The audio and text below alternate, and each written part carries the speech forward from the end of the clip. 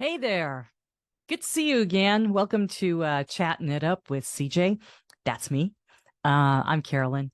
It's so good to spend time with you and have you come back and check things out. And I was thinking about what the subject matter would be for today. And of course, you may or you may not know, but I was a caregiver for both my parents. And my dad actually was he was actually pretty independent. He was fairly healthy, but his health started to really decline. Um, geez, let's see. I want to say around 2013, we started to notice that things were starting to change for him. And then let's see, my sister moved in 2013, so then my mom started to have issues. And my mom was also very independent. They were divorced.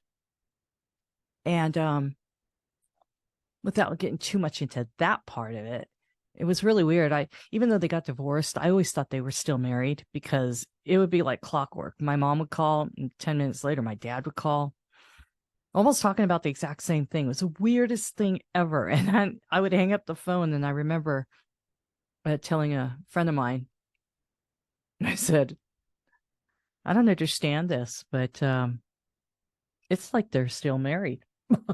And I just kind of thought, all right, well, okay, if that's the way it's going to be, I just deal with it, I guess. Go figure. It just blows me away. But anyway, it was a blessing for me to do what I did for them, to take care of them when they both needed it, especially towards the end. It was kind of scary. And that's it's so funny because my parents, they're immigrants. They never became citizens of the United States. They moved here in 1960. And yeah, they never became citizens of the United States, but boy, were they the biggest patriots. My dad was a huge patriot. He watched carefully everything that happened with the government. He paid his taxes. He was a good citizen. And actually, I was very proud of him when it came down to it. So, yeah, I miss them dearly. I miss them so much. But yeah, that being said, I listened to, I think back on my how my dad was and how he made it here and made a life for himself. You see, my parents were born in Indonesia. You know, the chain of islands. There's over 1,000 islands, and it's right there by Australia, and right by Borneo, and next to Thailand and Singapore. Well, yeah, I guess so. What's the place? Philippines. So, Southeast Asia. Go look it up on a map if you can find a map. Who knows these days? But yeah, he he was an entrepreneur by spirit, and he wanted to have his own business. And so it was kind of interesting that when my friend and I opened up our own business, he kind of lived vicariously through us because we were pretty much doing what he always wanted to do. But anyway, with that being said, he was a good person, a decent person, and he always thought that, hey, you know how you could. He was always thinking how you can make money, and he loved financial stuff, and he liked investing, and he said, "Oh, I could bring a little hibachi. I could make a little hibachi barbecue, and bring it to the beach, and then we could barbecue satay." And satay is basically meat unskewered, and it's skewers and it's marinated. So yeah, everybody loves satay.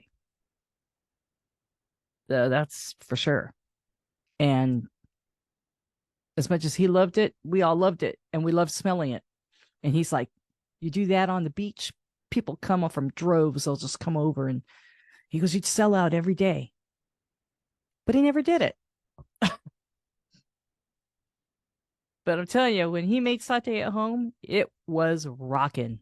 It was so good. My mom was equally a good cook as well. She made Indonesian food all the time. Matter of fact, I got so sick of Indonesian food that I was like, can we have just a normal Thanksgiving or just a normal dinner? To me, normal was what all my friends were doing, because I didn't realize it, but I was raised in a household that was of Eurasian. It was either Indonesian or it was Dutch. And I didn't even realize that our food was different, but it was.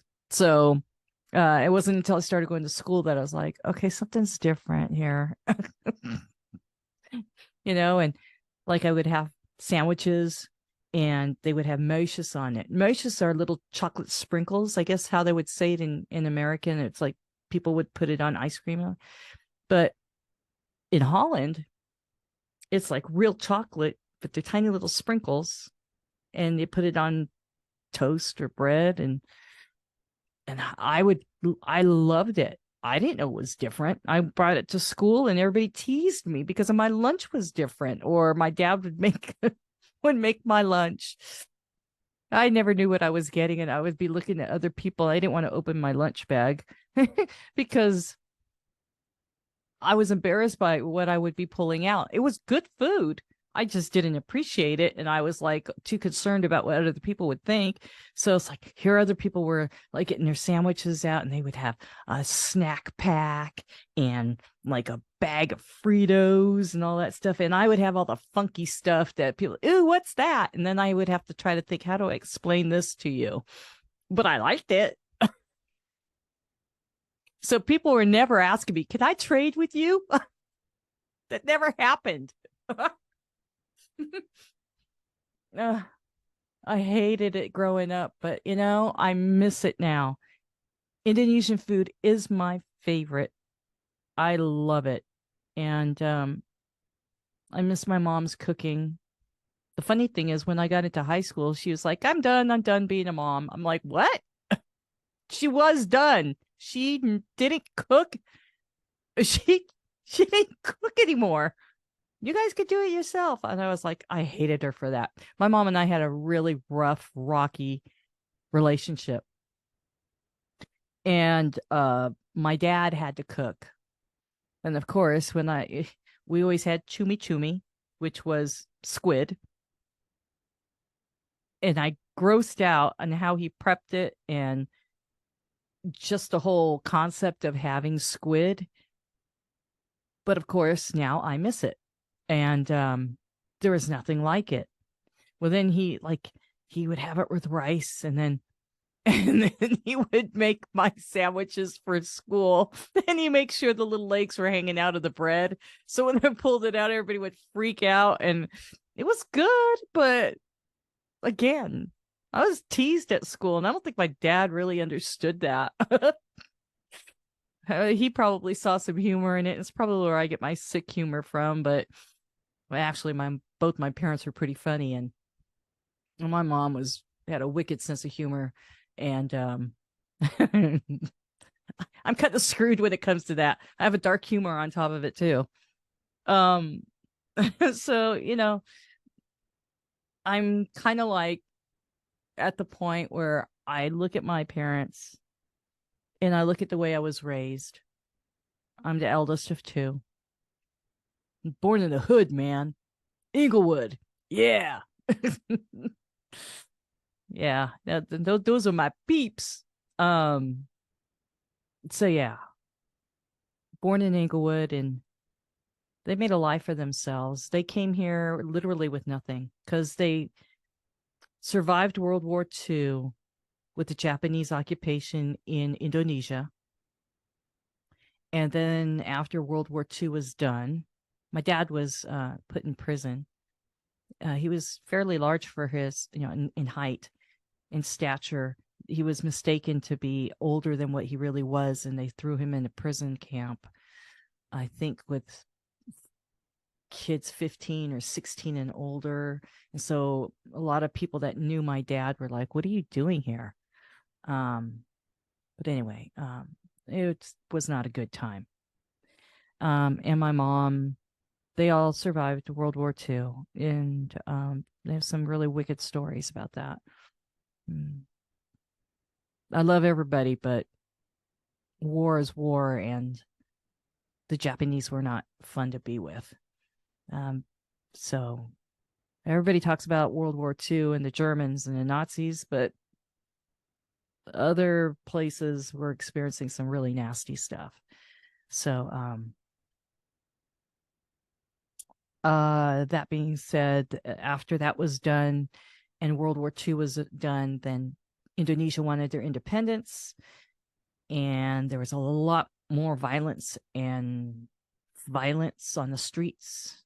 Both my parents said that it was so volatile, it was not uncommon to see murders and rapes and whatever else happening on the streets there. So it was pretty devastating. And they were young teenagers then, entering into young adult.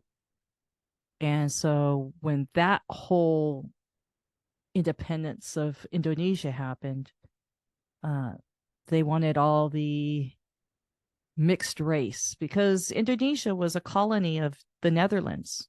So the Dutch had occupied and had that colony. Well, the Indonesians wanted their land back, and they kicked all the mixed breeds out. And being Dutch Indonesian, they kicked out my family. And so a lot of my, everybody ended up being shipped over to the Netherlands. You have to remember something. My parents were born and raised in Indonesia. And if you don't know an Indonesian person, they're pretty short, dark-haired, tanned, and then you get the half-breeds, and they're still tanned because it's tropics out there. So, yeah, they're going through their changes in a new country that is cold, wet. I'm not getting all racist, but let's face it, white. So they were discriminated against. My parents and my family members and whoever else came from the islands to the Netherlands were discriminated because they were dark. And everybody there is pretty much blonde hair, blue-eyed, or blonde-haired and white. And the weather was completely opposite of the tropics of Indonesia. That's why a lot of people from my ethnic background love Hawaii or even the West Coast, because it most resembles the weather, if you will, especially the Hawaiian Islands and the tropics, because it's similar fruit and all that stuff. So it was quite a change, and I didn't expect to go down this rabbit hole, but okay, since we're doing that, my parents decided to gather up their belongings and come to America when they were young adults. They didn't know each other, but the funny thing is, because it was such a compact community, everybody knew each other. And my family, literally, we may not be blood related, but a lot of the people that are in my life, my parents knew when they were kids, or they went to grade school with other classmates, and they all made the same move. And there's some instances where I have aunts that have known my mom since birth, because my grandparents knew their parents and grandparents and so on. So we go back 3 or 4 generations deep in friendships and people having babies. And I am part of what I call my immigrant family, because when my parents moved, they literally moved with a group of other people their same age, and they said, bring your girlfriend, bring your boyfriend, If you're going to get married, but let's all go to America.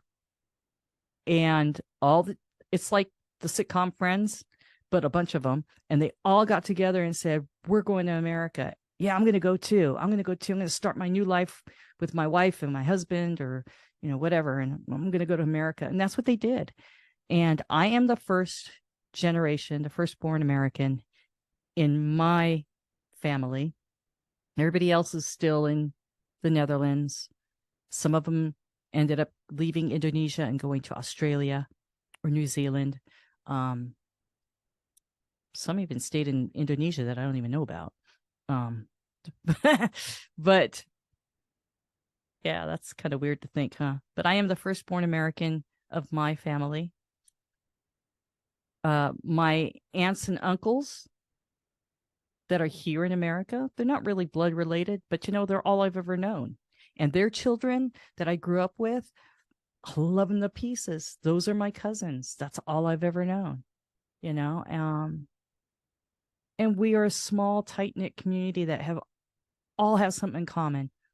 They all survived the wars, the revolutions. They love this country. And this generation that I'm in, we don't take that for granted. And we understand enough. Some people didn't talk about the war, but my parents did. So I understood what they went through. So to see what my parents had gone through to come to this country, to make a living for themselves and a life for themselves, and how far they've gotten, was really miraculous, especially when you know the stories of what they went through, and how they survived the things that they survived. I thank God every day that my dad was able to share stories and talk openly about what he went through in World War II with the Japanese, and the things that he did, and how he tried to make light, and he was mischievous, and how they survived the war, and how families had to stay into one house to survive because the army, the soldiers would come in and take their houses and everything, and they'd have to move out. And it was about surviving. And praise God to the woman that was able to cook, because not only did she have to cook for her family, but she had to cook with whatever there was. Yeah. So it's really a miracle. But speaking of miracle, I wanted to talk about the miraculous things that bring forth in hindsight now that my parents are gone. Being a caregiver for both of them. And I think, my dad, when he realized that he was in kidney failure and he didn't want to go on dialysis, it was just a matter of time, and you didn't know how long that was going to last. Now I realize it was the end of July that he went on to hospice, and he died the very first week in November. So he didn't last that long. But I remember him crying. And I remember being there with him. And I said, Dad, why are you crying? And this vulnerability that came over him. And I've only seen him be that once, when my grandmother, his mom, was passing away. And it was just really weird, because he had this conception, this idea in his head that if he just had a heart attack, he would die. If he would have a stroke, he'd die. Whatever bad would happen, it would just kill him. But I told him, I said, that doesn't always happen, Dad. And so you just can't say, well, I'll just, something will happen and I'll just die. And I go, well, there's no guarantee. And he was weeping. And I came up to him and I said, Dad, what's wrong? And he goes, I'm so sorry. I'm so sorry. I go, for what? He goes, I didn't know it would take this long to die.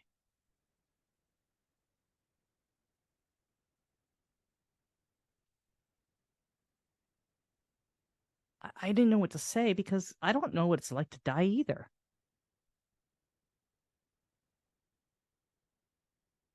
But I didn't cry with him. I felt like I needed to be strong for him. But I knew something was up when I was standing in a room with him and he looked over my shoulder and he said, "Hey." I go, "Hey, what?" He goes, "M." I go, "M?" Emmy was his sister, an older sister who had passed some years ago. And I went, "Oh, where?" And he said, "She was just there in the doorway." And I turned around, there was nobody there. And I looked at my dad and I was like, "Okay." And I moved closer to him. And I said, "Are you sure? Are you really sure?" He goes, "Yeah." And I go, "Did she say something to you?"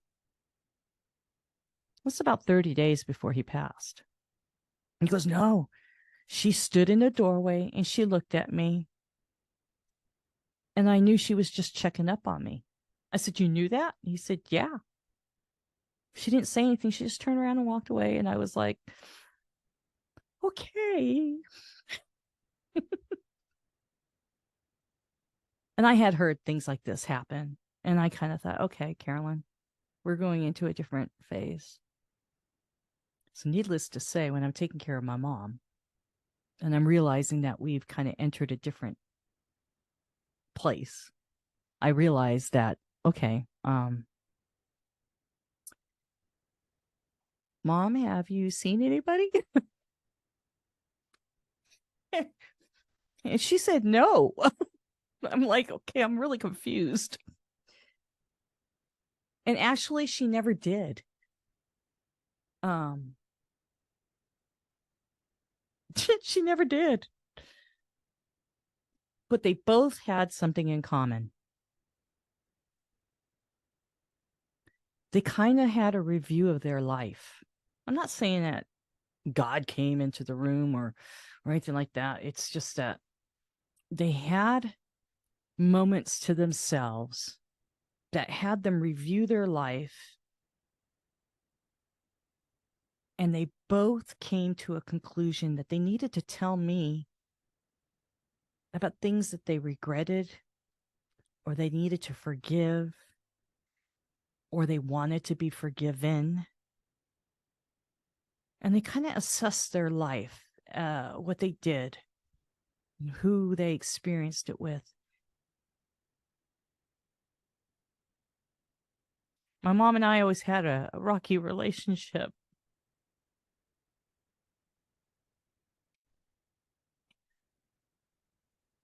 My dad and I was daddy's girl. We did everything together.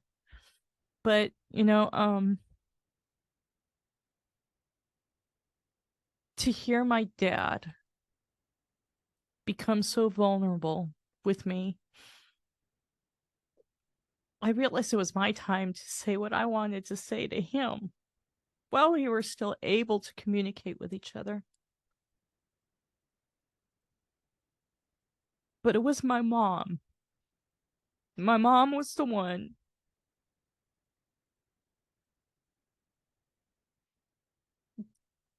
that looked at me and said, "I made a lot of mistakes."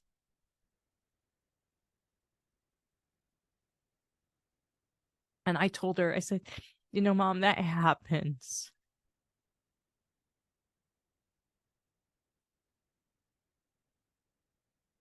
But I I understood where she was coming from and she needed to say it. And so I let her say it.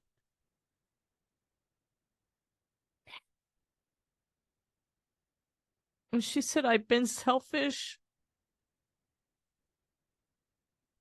I've always told her that. It's one of the reasons why we always fought. And she said, "I'm sorry. I was always jealous. And I'm sorry." I'm like,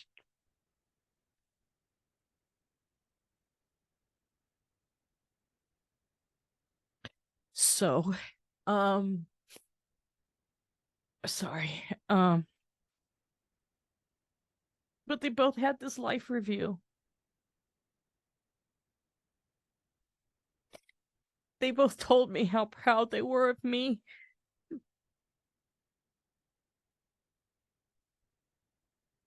They told me how proud they were of me and Deb.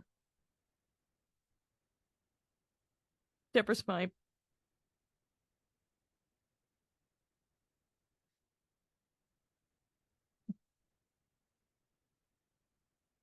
Deb and I have been together for a very long time, and we built quite a life. But that's a whole different story. But my parents saw what we accomplished in 30 years,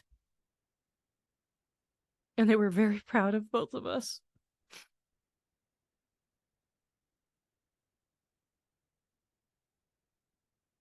My mom told me things that she's never said to me before ever in my life.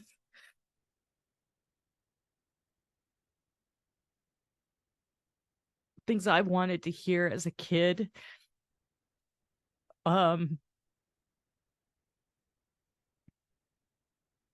They were aware. And you know, the most amazing thing about it all is that my mom was raised in a very strict Bible believing Christian household. So much that she felt shoved in down her throat, and she didn't want to have a relationship like that with God. Matter of fact, she pushed it away. Like, I'm OD'd. I'm doing my own thing. I don't want to have to do it. And I get it. Nobody wants to have that. She believed, but she didn't want it shoved down her throat. And so as much as they were making her do whatever it was that she didn't want to do, the more she pushed away. But the last year of my mom's life,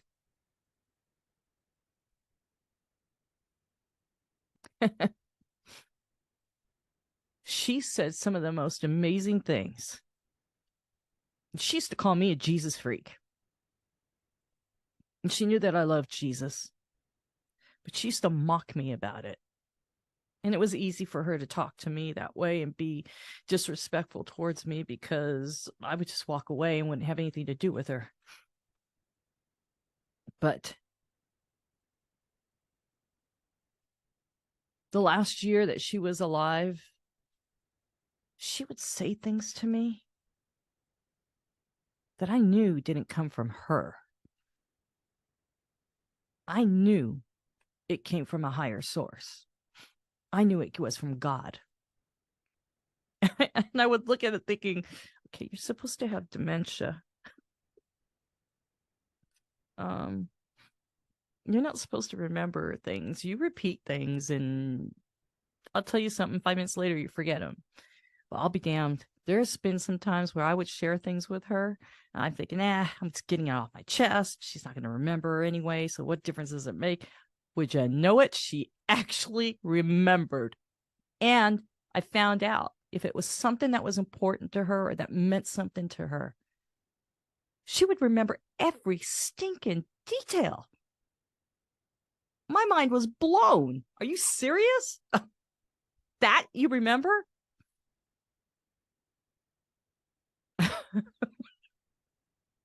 Go figure. But she said some things of wisdom to me that I was like, whoa, I know it did not come from you. Instead, it came from you. And you went through her to get to me. And I've read the Bible enough to know that what she was saying was truth and was wisdom. And so a lot of times I could not ignore it.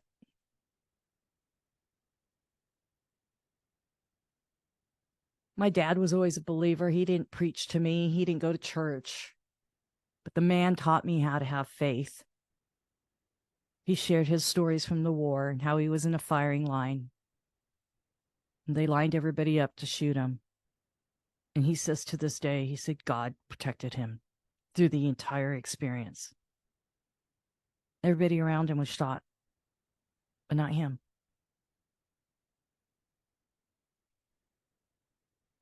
Or how people would surround him and tell him, this is what you need to do. And he would do it, and he would listen to him, and he was scared to death, but God spared him. Which then makes me feel like I'm here. I am alive because of him, because he had faith. And he stood in that faith. Every day of my life growing up with him, he prayed over his food. He thanked the Lord for it. He didn't go to church, but he believed. And do you know that all those years that I took care of my dad and had to drop him off during the pandemic, all his doctors were in Encinitas in San Diego, Southern California.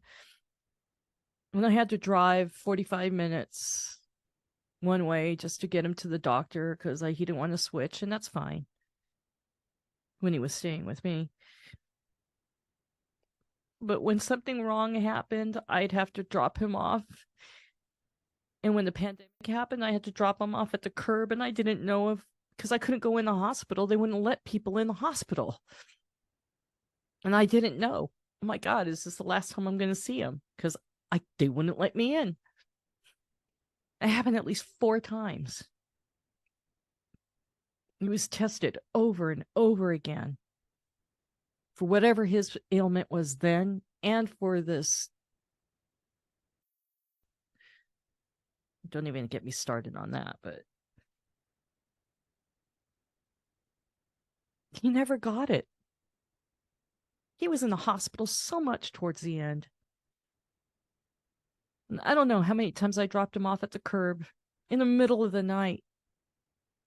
They didn't even have the waiting room open. They had him sit out on the curb, and he was shivering. It was awful, but he never got it. I traveled back and forth between my dad and my mom. I was around doing everything for them, going to grocery stores, doing this for them, doing that for them. I was the one that was exposed to the elements. I was the one that was exposed to a bunch of people.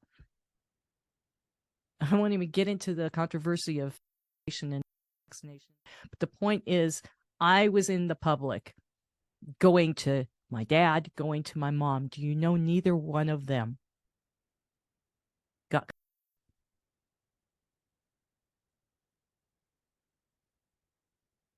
I got it.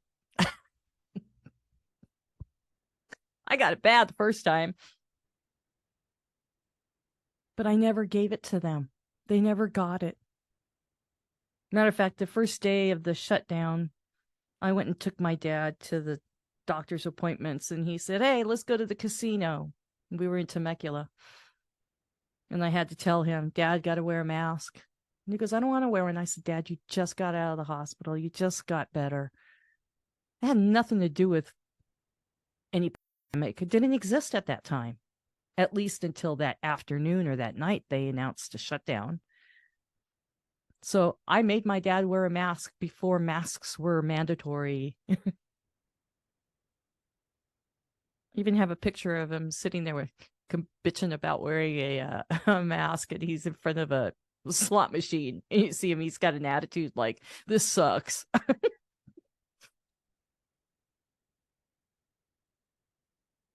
My mom got never tested. She never caught it. My dad got tested over and over again. He went to the hospital, all in the thick of the pandemic. I mean, literally, the day they announced it, he had to go into the doctor's office or the hospital. I mean, it was crazy. He ended up passing away November 5th, 2020. So his passing anniversary is going to be election day this year. So while everybody else is thinking politics and all the BS that's happening, I'm going to be thinking about my dad.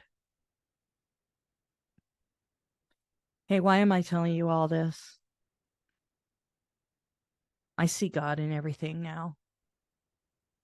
There's a miracle in everything.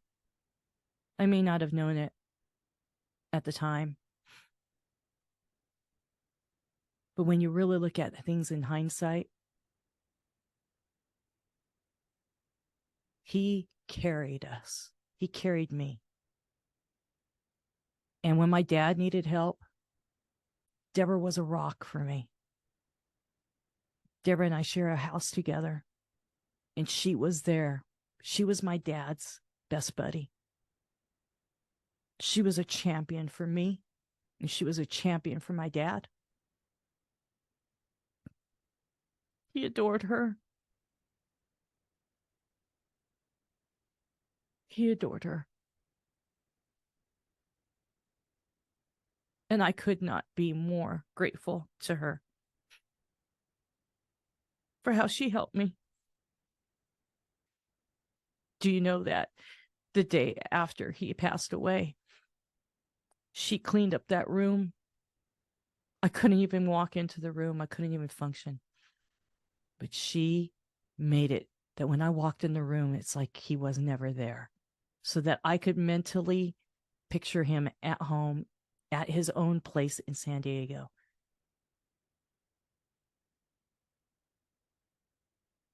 Because I didn't know that 2 months later, I would have to be a 24/7 caregiver to my mom.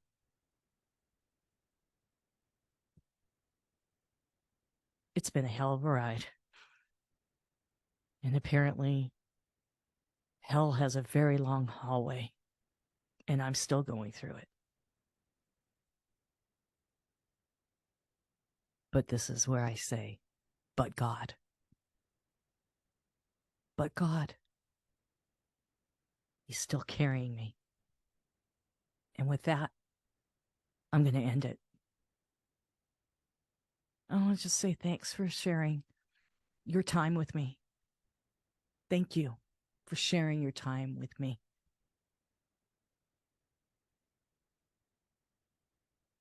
Be blessed and be good to yourself.